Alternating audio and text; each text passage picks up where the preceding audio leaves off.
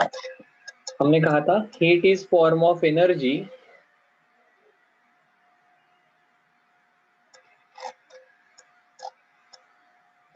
which transfer from higher temperature to lower temperature. body at higher temperature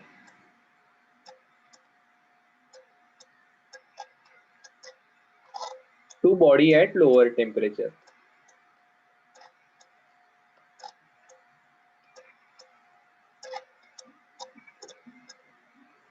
ठीक है, दूसरा point हमने कहा था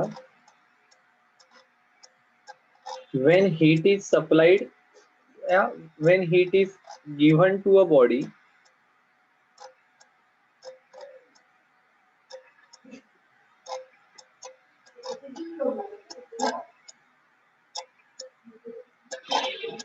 obviously from another body at higher temperature.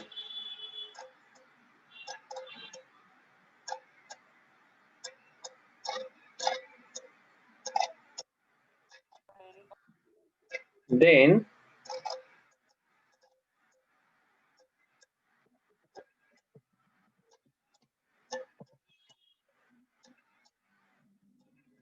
it gets converted into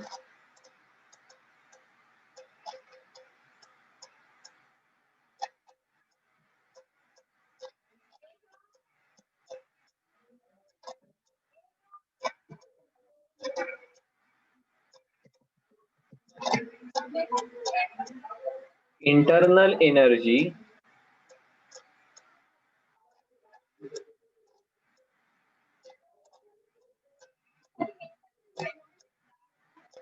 then it gets converted into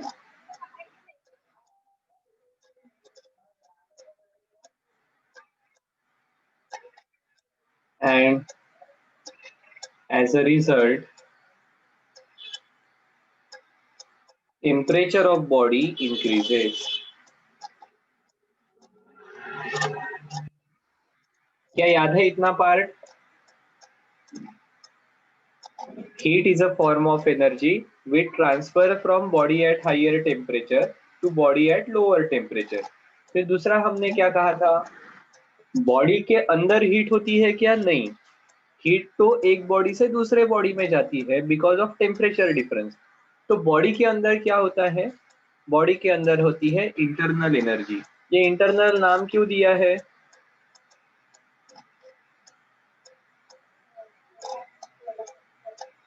Energy of atoms. Atoms and molecules. ठीक है, तो basically जब हम हीट सप्लाई करते हैं किसी बॉडी को तो उसके एटम्स एंड मॉलिक्यूल्स की एनर्जी बढ़ती है और एज अ रिजल्ट ये टेम्पर मतलब क्या? Temperature of body increases. बहुत बढ़िया, this is temperature of body which increases. फिर हमने आगे कहा था हीट किस में मेजर की जाती है?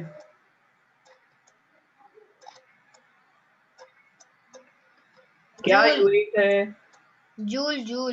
बिल्कुल, वो एनर्जी होने के इसके कारण पहले की स्लाइड दिखा. ऐसा यूनिट है जूल और सीजीएस सिस्टम में कैलोरी. सीजीएस सिस्टम में यूनिट होगा कैलोरी. कैलोरी. बताता हूँ, हाँ लास्ट स्लाइड बताता हूँ. ठीक है, और इनके बीच का कुछ रिलेशन है क्या? हाँ sir. 1 joule equal to 4.18 joule.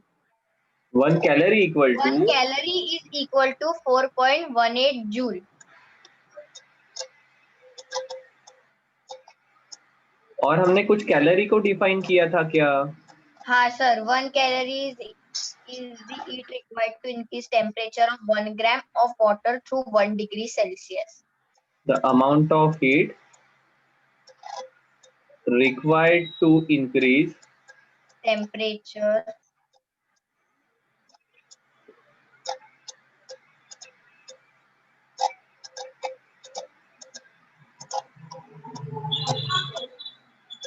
of 1 temperature of 1 gram of water by 1 1 degree degree Celsius. through 1 degree Celsius. ठीक है? The amount of heat required to increase temperature of 1 gram of water through 1 degree Celsius. इतना part हमें पता होना चाहिए.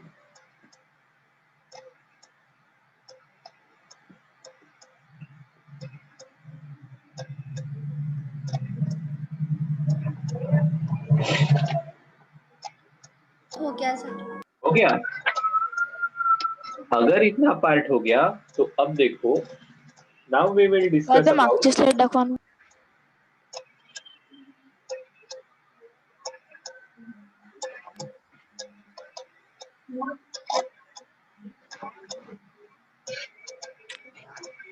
Done sir. ठीक है. अब देखो, now we will talk about sources of heat. कहाँ से हीट मिलती है हमें?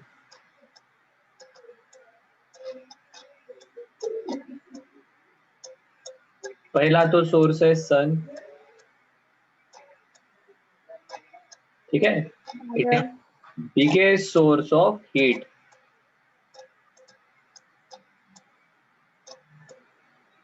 ये हीट का सोर्स है मतलब क्या? सो सन का टेम्परेचर ज्यादा है, इसके कारण sun is a body at higher temperature. वहां से बॉडी एट लोअर टेम्परेचर की तरफ हीट जाती है. ठीक है. बॉडी एट लोअर टेम्परेचर कौन है? तो बॉडी एट लोअर टेम्परेचर है अर्थ. तो हमारे अर्थ पर सन से अर्थ पर एनर्जी आती है in the form of heat. क्यों? क्योंकि दोनों के टेम्परेचर में डिफरेंस है. कैसे जनरेट होता है इतना temperature? So nuclear fusion reaction of hydrogen results into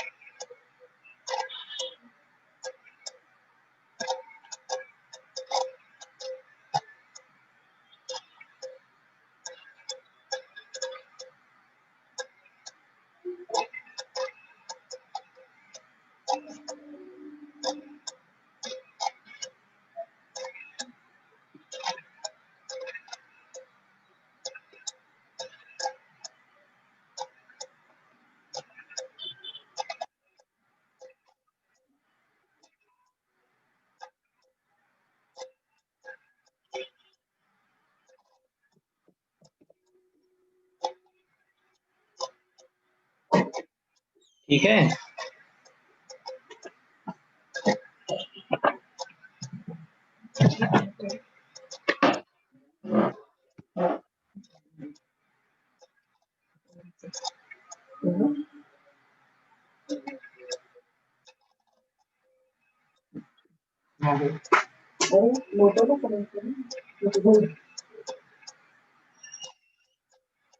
ठीक है.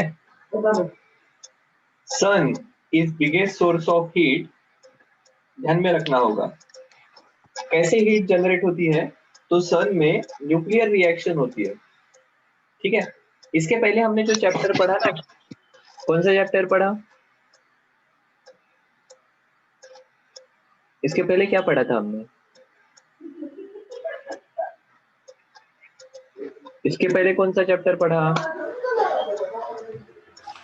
Chemical reaction. Chemical change and chemical bond, ठीक है। उसमें जो रिएक्शन हुई उसमें किसने पार्टिसिपेट किया था? शेयरिंग, ट्रांसफर, एक्सेप्ट, क्या हुआ था?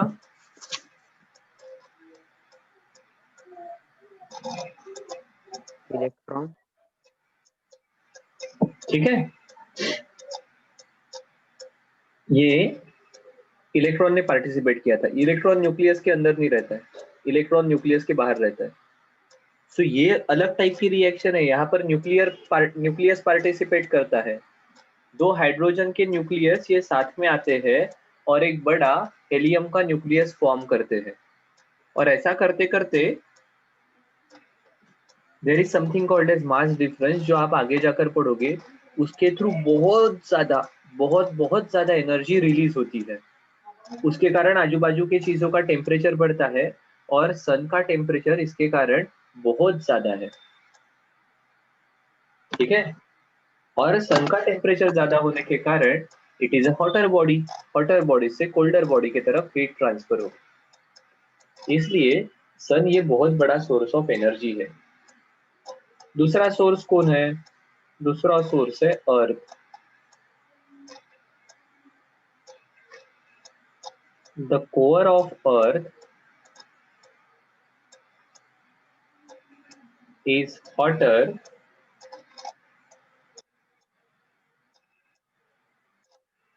लावा होता है ना यहाँ पर। Yes. This energy is called as geothermal energy.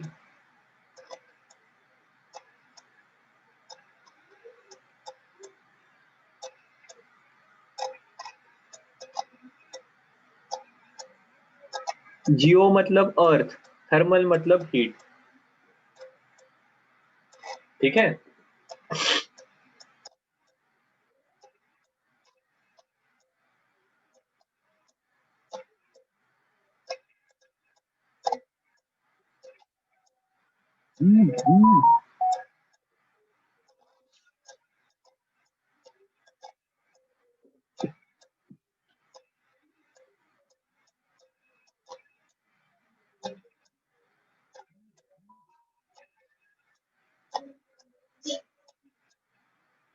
झालाय लिहून?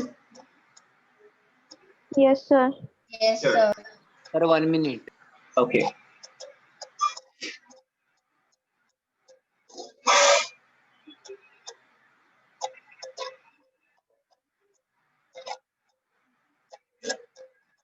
Okay sir, done sir.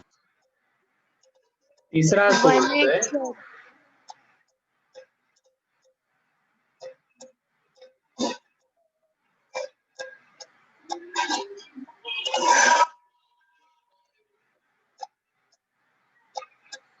Done sir. तीसरा सोर्स है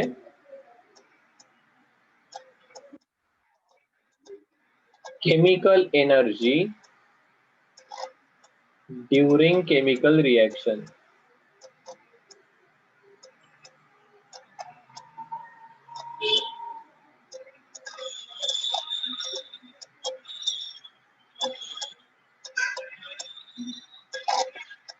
When fuel like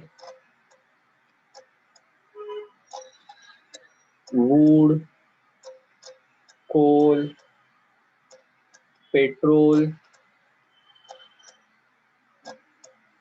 etc. burn,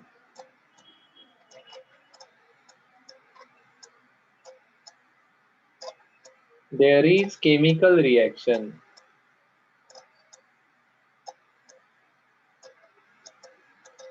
between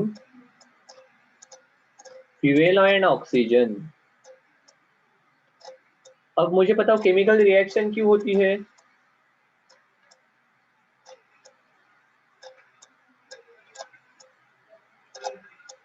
बताओ।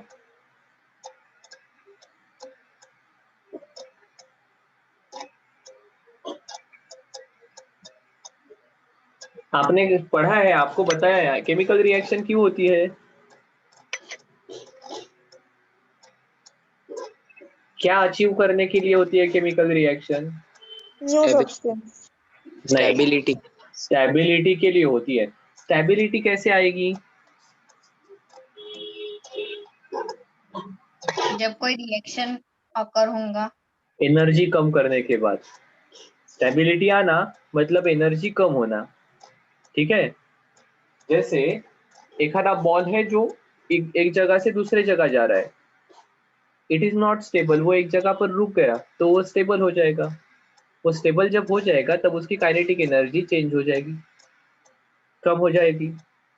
ठीक है, तो ऐसे स्टेबिलिटी के लिए केमिकल रिएक्शन होती है। स्टेबिलिटी तब आएगी जब एनर्जी कम होगी। ठीक है, अब एनर्जी कम होगी तो वो जाएगी कहाँ पर? तो ऐसे केमिकल रिएक्शन में ये हीट एनर्जी के फॉर्म में खुद को प्रेजेंट करती है, बाद में मैनिफेस्ट करती है, हमें दिखती है। इसलिए जब आप गैस जलाते हो तो अपने घर में वो लाल रंग का एक बड़ा सा सिलेंडर आता है, उसके यस अंदर सर। फ्यूएल रहता है। वो फ्यूएल और ऑक्सीजन कंबाइन होते हैं। ठीक है, उनके बीच में केमिकल रिएक्शन होती है और as a result heat generate होती है। इसके कारण वो गैस के फ्लेम का टेम्परेचर ज्यादा होता है और फिर वो गैस की फ्लेम मतलब जो गैसेस है वहां से हमारे बर्तन को एनर्जी ट्रांसफर होती है in the form of heat, और इसलिए बर्तन के अंदर की चीजें गर्म होती है। आ रहा है क्या ध्यान में? Yes sir. और ये केमिकल रिएक्शन नाही हुई तो देखो वो गॅस बाहेर निघलेगा और मग आपल्या घरात केमिकल रिएक्शन झाली नाही तर नुसता गॅसचा वास येतो। केमिकल रिएक्शन हो जाती है तो नया सब्सटेंस फॉर्म होता है जिसको स्मेल नहीं रहेगी। वो सिलेंडर के अंदर का जो गैस है, जो फ्यूल है, उसको स्मेल रहता है। केमिकल रिएक्शन नहीं हुई, वो बाहर निकला, स्मेल आएगा। केमिकल रिएक्शन हुई तो फ्लेम भी दिखाई देगी, टेम्परेचर भी ज्यादा दिखाई देगा और बर्तन या बर्तन के अंदर की चीजें ये गर्म होगी। ठीक है,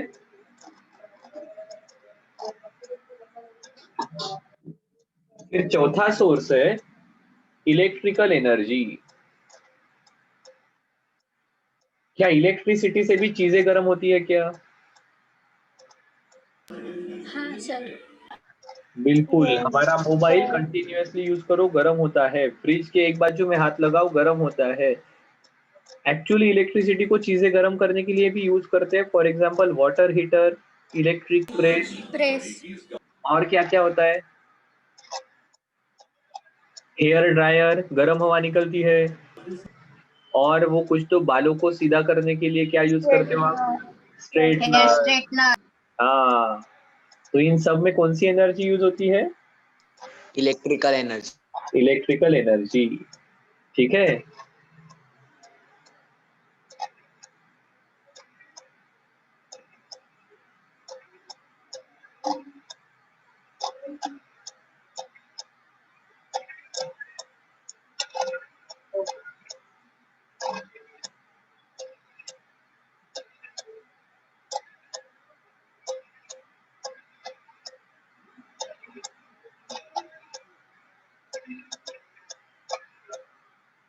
अरे अरे,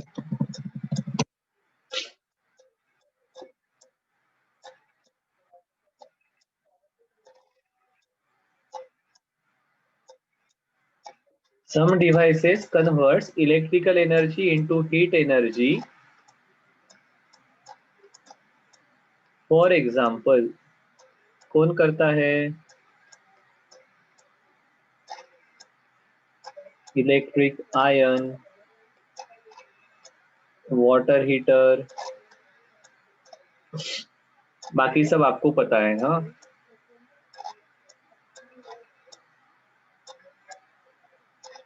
thus even electricity या electrical energy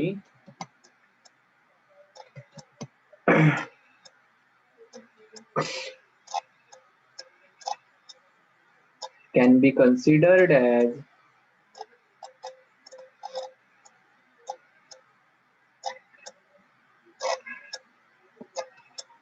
source of heat अब कौन बचा है?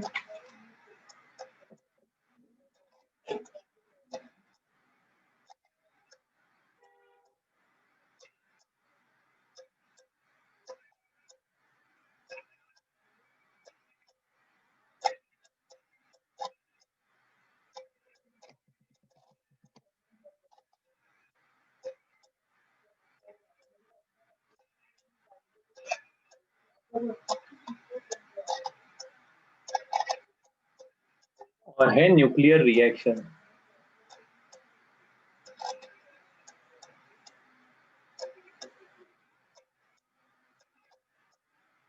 These are special reaction involving nucleus and formation of different elements। ठीक है,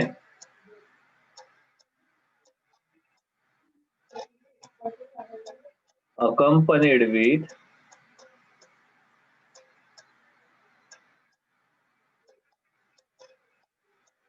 release of huge amount of energy।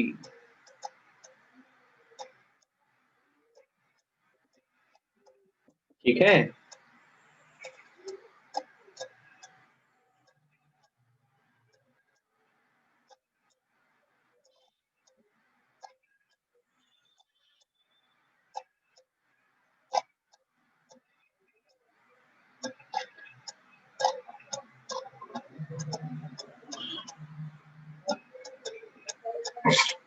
हो गया लिखकर? No sir. No, sir. 1 minute.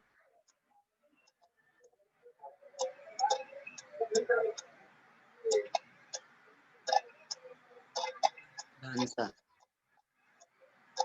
Sir इसके पहले की स्लाइड दिखाना ना। Sir 2 minute. सर 2 मिनट ये रहने दो।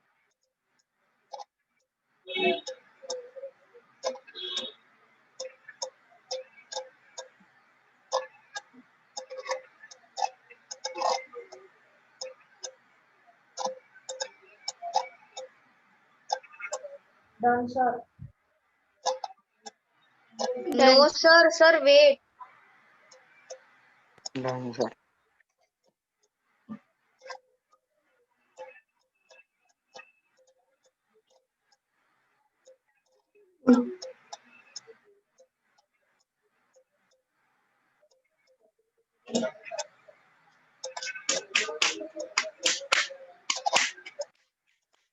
सर वो न्यूक्लियर फ्यूजन और न्यूक्लियर वो सर एग्जांपल है क्या? नहीं, वो दो टाइप की रिएक्शन होती है। फ्यूज मतलब साथ में आना, फ्यूजन मतलब ब्रेक होना। नाम याद रखो बस, कभी तो पूछ सकता है कोई, तो आपको पता होना चाहिए। सर सेम ही तो है दोनों भी। स्पेलिंग पहा फरक आहे का? NU हा फ्युजनचं वेगवेगळं आहे। हाँ,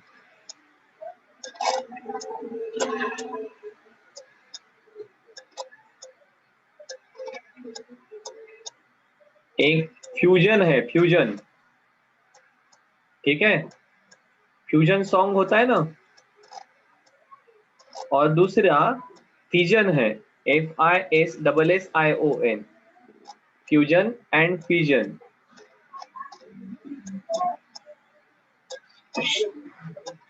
फ्यूज मतलब दोनों ने साथ में आना, फिजन मतलब एक का दो पार्ट में, तीन पार्ट में ब्रेक होना।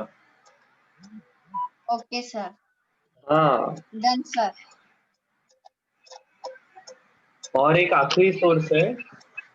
चलो एक सेकंड ना, पहले की स्लाइड देख लो बाबा। ये चाहिए थी? नहीं, ये चाहिए थी। ये वाला हो गया सर।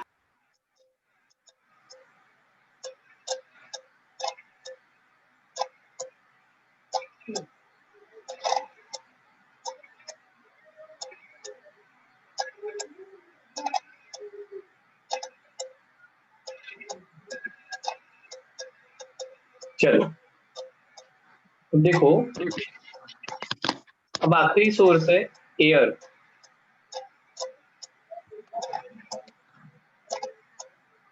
ठीक है, क्या सोर्स है? Air.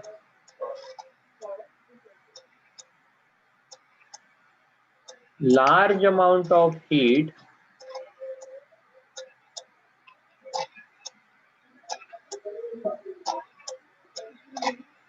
is present in air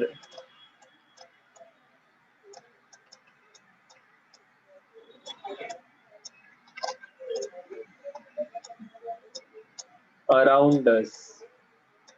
ठीक है,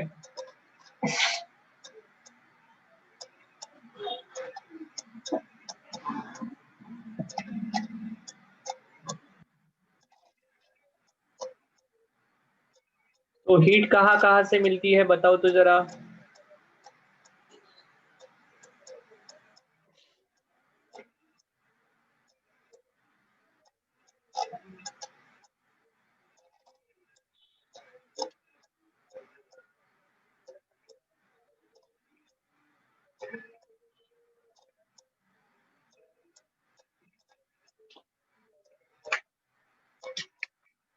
हीट कहाँ कहाँ से मिलती है? सोर्सेस ऑफ हीट कौन कौन से हैं? सन। Sun, earth, और electrical, atomic, energy, chemical, chemical energy during chemical reaction, thermal energy, electrical, atomic energy, atomic and air. फिर टेम्परेचर क्या है?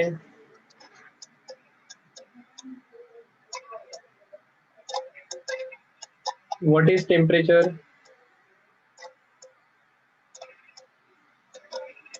The relative hotness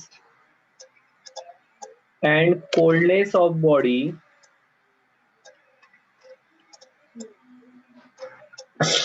is measured in terms of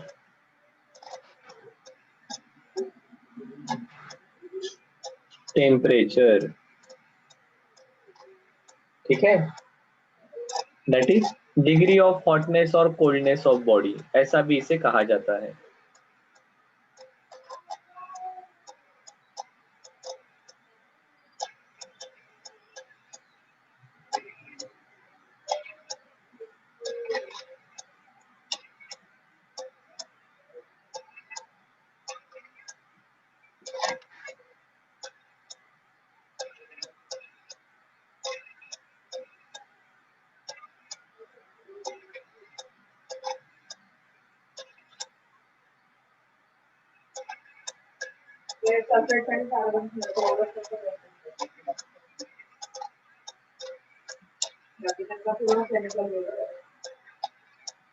Can be sensed if variation is large।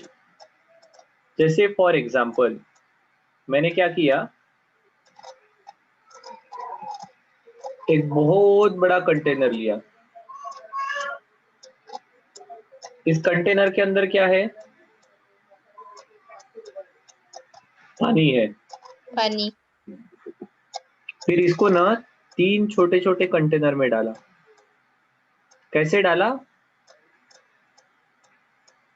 कैसे डाला?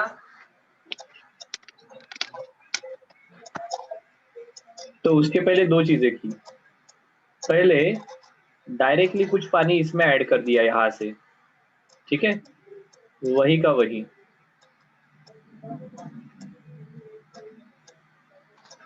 फिर क्या किया? थोड़ा सा पानी और इधर ऐड कर दिया, फिर इसको गर्म किया। गर्म कैसा कर सकते हैं?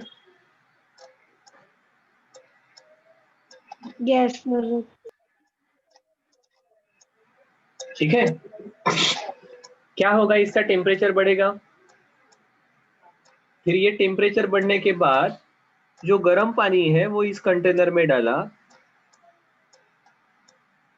और थोड़ा सा पानी इस कंटेनर में डाला।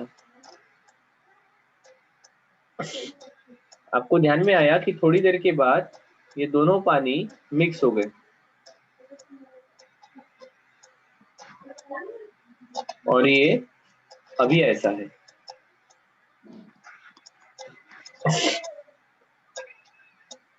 अब आपका दोस्त आया राजू। राजू ने क्या किया? आपने राजू को चैलेंज किया, चल तू एक एक में हाथ डाल के दिखा और क्या होता है मुझे बता। राजू ने सबसे पहले यहाँ पर हाथ डाला, फिर यहाँ पर हाथ डाला और फिर यहाँ पर हाथ डाला। क्या लगेगा राजू को? सर ब्लू वाला कोल्ड, सी वाला हॉट और बी वाला मीडियम।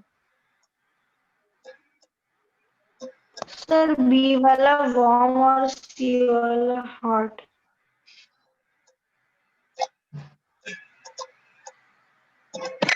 और कुछ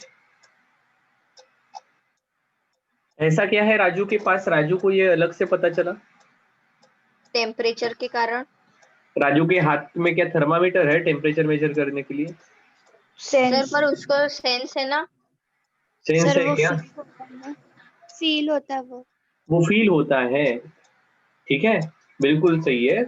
ये जो डिफरेंस है, ये जो अपन फील करते हैं, this is called as temperature. ठीक है, जैसे आपने कहा sir body B and C is hotter than A, Raju ने कहा, आपने नहीं कहा। राजू ने कहा कि body B and C is hotter than A. क्या सही कहा क्या उसने? क्या सही कहा क्या उसने? हाँ सर। Yes sir. ओके।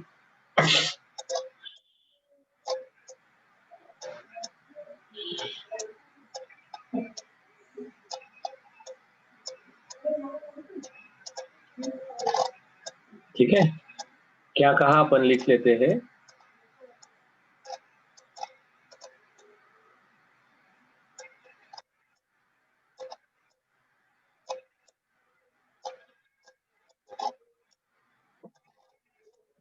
फिर उसने क्या कहा? फिर उसने कहा body A and B are colder than C. क्या सही कह रहा है क्या वो? Yes sir. पक्का?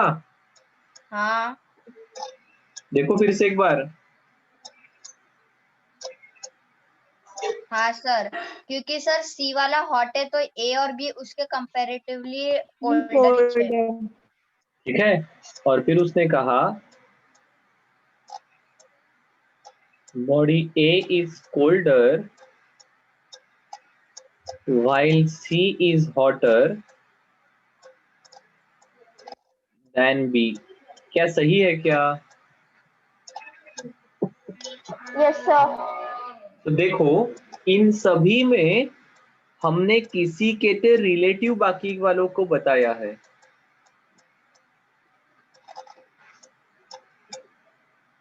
सो फॉर एग्जाम्पल, बॉडी ए का टेम्परेचर है 10 डिग्री सेल्सियस। वापस जाऊंगा। बॉडी बी का टेम्परेचर है 50 डिग्री सेल्सियस। क्या बॉडी बी हॉटर है? हाँ। Yes sir. Yes sir. Body B का टेम्परेचर है 50 डिग्री सेल्सियस, बॉडी सी का टेम्परेचर है 100 डिग्री सेल्सियस। क्या बॉडी बी हॉटर है? नहीं सर। नहीं अरे सर, सी हॉट है। वही बॉडी बी है, एक जगह आप हॉटर कह रहे हो, दूसरे जगह कह रहे हो कि नहीं है।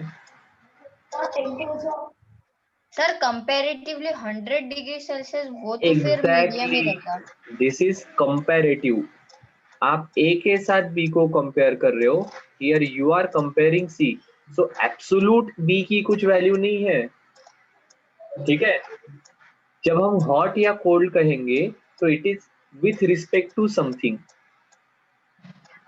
ठीक है, सो सर क्या ये हमेशा किसी के रिलेटिव ही बात करनी पड़ेगी क्या? तो नहीं, देयर इज प्रॉपर्टी जो हमें इस बॉडी के बारे में एग्जैक्टली बताती है, जो ये प्रॉपर्टी है, जिसको हम एब्सोल्यूट वैल्यू ऑफ टेम्परेचर कहते हैं, कि टेम्परेचर का मैग्नीट्यूड कितना है, वैल्यू कितनी है। ठीक है, हॉटर और कोल्डर ये तो रिलेटिव है, एक्चुअल उसका टेम्परेचर, उसकी वैल्यू क्या है, तो ये हम मेजर करते हैं थर्मामीटर से। किससे मेजर करते हैं? थर्मामीटर से। थर्मोमीटर। ठीक है, किससे मेजर करेंगे?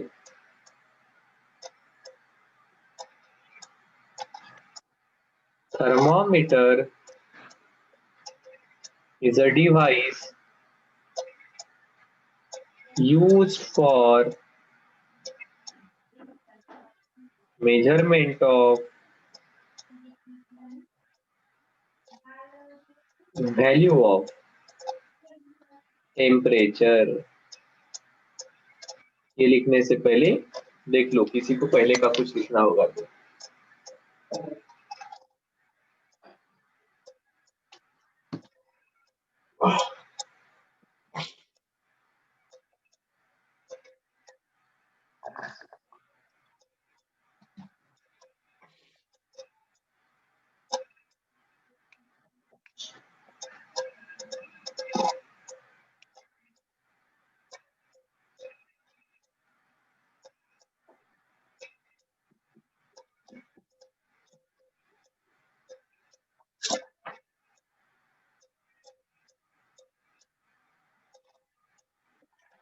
Done, sir.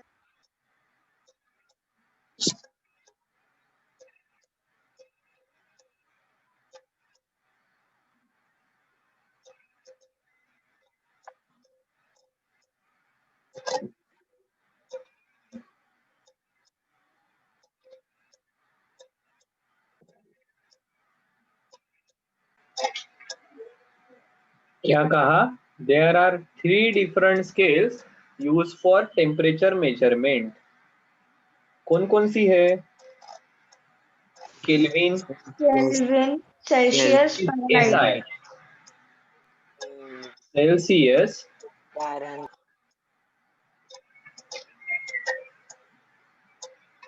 And Fahrenheit. ठीक है।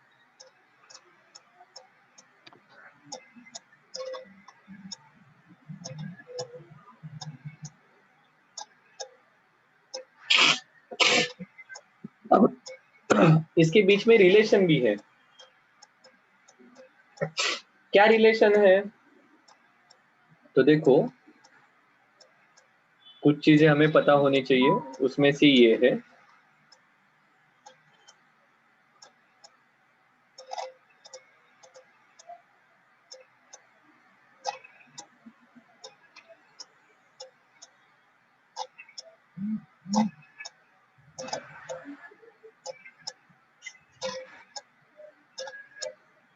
तो एक रिलेशन है जो हमें पता होना चाहिए,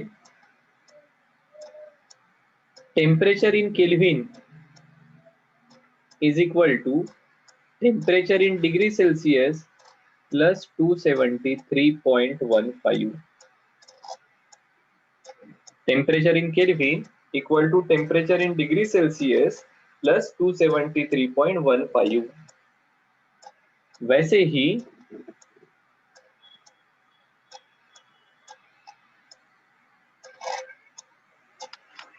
ये सेल्सियस एंड फ़ारेनहाइट के बीच में कनेक्शन है। ये क्या कनेक्शन है? तो इसे हम लिखते हैं फ़ारेनहाइट -32/9 इक्वल टू C/5। ठीक है। या temperature in Fahrenheit equal to 9/5 times temperature in degree Celsius plus 32। दोनों एक ही रिलेशन है। हाँ, देखो ये 9 इधर मल्टीप्लीकेशन में गए, 9/5 इधर बचे F-32, 32 उधर चले गए, वो मल्टीप्लीकेशन में आ गए, सॉरी एडिशन में आ गए, -32 + 32। ठीक है। तो अगर आपको टेम्परेचर इन डिग्री सेल्सियस पता है तो आप इसे केल्विन में या फ़ारेनहाइट में निकाल सकते हो। इसलिए normal temperature of human body कितना रहता है? 37 डिग्री सेल्सियस। 37 degree Celsius. मग आपल्याला ताप 100 कसा काय असतो? सर सर्व कारण की तो Fahrenheit- फॅरेनहाइट मध्ये असते. हाँ, वो फ़ारेनहाइट में होता है। ठीक है। देखो एक जस्ट कैलकुलेशन करके देखते हैं। 9/5 इंटू 37 प्लस 32। आपने ही बताया ना, ये टेम्परेचर डिग्री सेल्सियस में है, प्लस 32। अब देखो ये कितने आते हैं। 37 9 जा,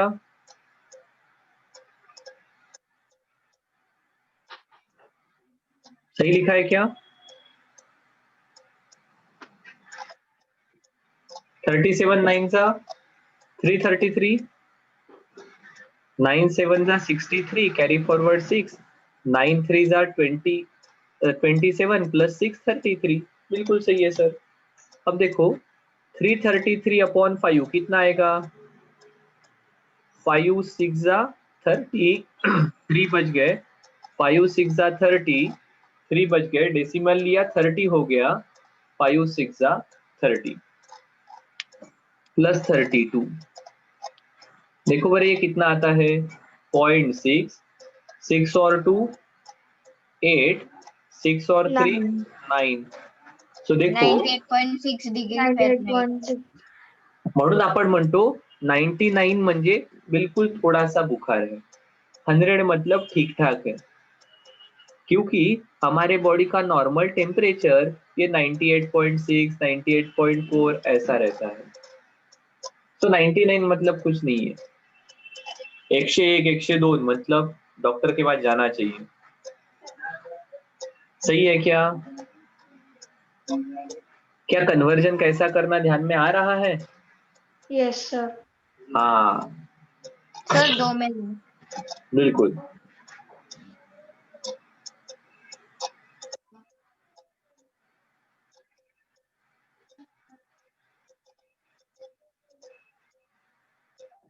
ने दिखाया हुआ टेम्परेचर है, this is temperature shown by thermometer. Thermometer. Sir हाँ जी, सर ह्युमन बॉडीचं टेम्परेचर केल्विन मध्ये 310.15 आहे. 301.15 बिल्कुल सही है, इसमें 37 आपने मिला दिए, 300 एंड 301 पॉइंट या हाँ सर. 310 आएगा ना, येस सर 310. 310.15। अपन वैसे केल्विन स्केल कम यूज करते हैं, ये कैलकुलेशन में ज्यादा यूज होती है, अपने अपने यहाँ के टेम्परेचर इसमें ज्यादा बताए जाते हैं, डिग्री सेल्सियस एंड फ़ारेनहाइट, ठीक है। पर सर ये रिलेशन आए कहाँ से? ठीक है, मन में सवाल आ सकता है कि ये रिलेशन कहाँ से आए, तो दो चीजें फिक्स की गई। कौन सी चीजें? दो। कौन सी चीजें हैं जो सभी जगह आराम से होती है? एक, बॉइलिंग पॉइंट ऑफ वाटर,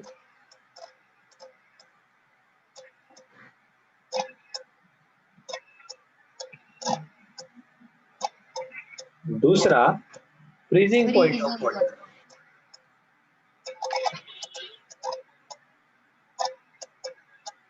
दोन मिनिटं बाकी स्लाइड दाखवा. दाखवेल दाखवेल, ठीक है। फिर एक जो रूम टेम्परेचर होता है हमारा, वो भी कैलकुलेट किया गया, और boiling point of mercury, mercury को Hg कहते हैं, and freezing point of mercury.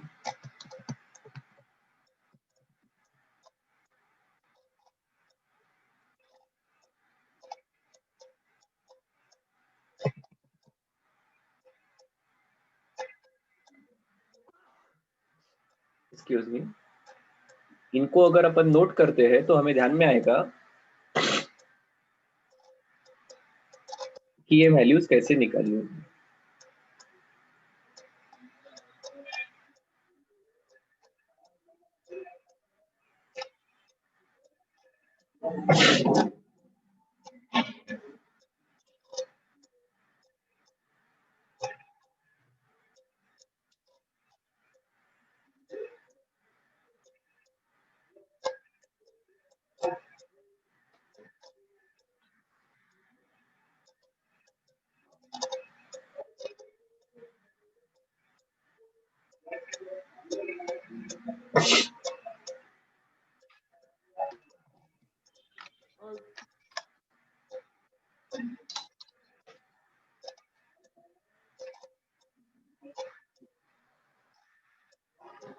तो देखो, पहली स्केल है फ़ारेनहाइट वाली,